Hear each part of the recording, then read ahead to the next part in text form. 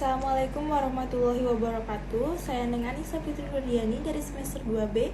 Di sini saya akan mereview materi hukum pidana pada pertemuan ke-9 mengenai melawan hukum.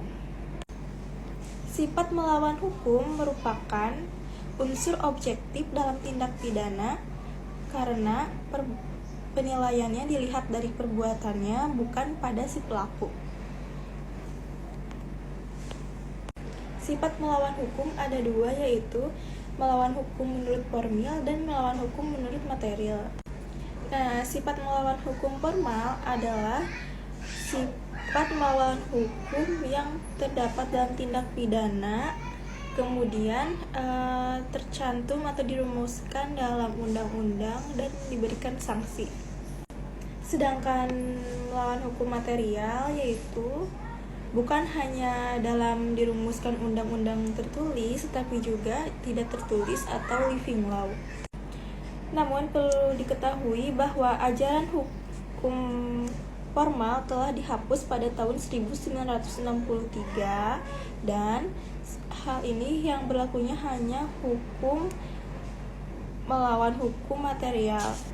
Jadi dapat disimpulkan bahwasannya hukum formal itu bertentangan dengan undang-undang tertulis, sedangkan material itu bertentangan dengan tidak tertulis atau living law.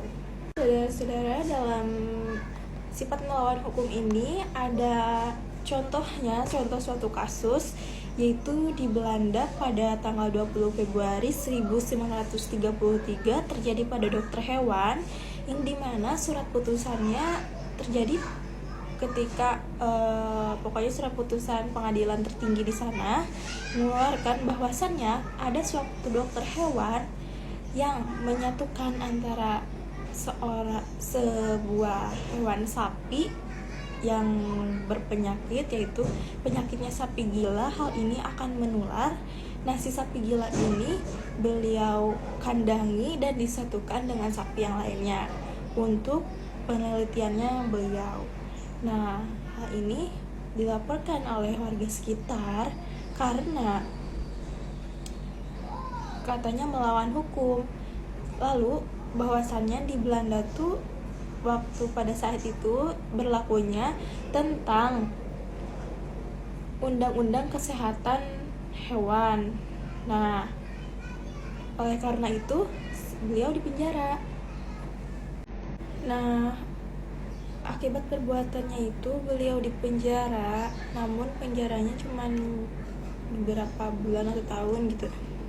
Kemudian dibebaskan karena perbuatan beliau ini merupakan sifat melawan hukum, tetapi tidak dapat dipidana karena ada 3 alasan sebagaimana dimana pertama, negara tidak dirugikan.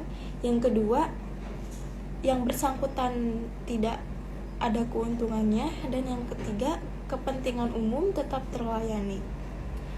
Oleh karena itu merupakan sebuah contoh kasus dalam negeri Belanda tentang sifat melawan hukum.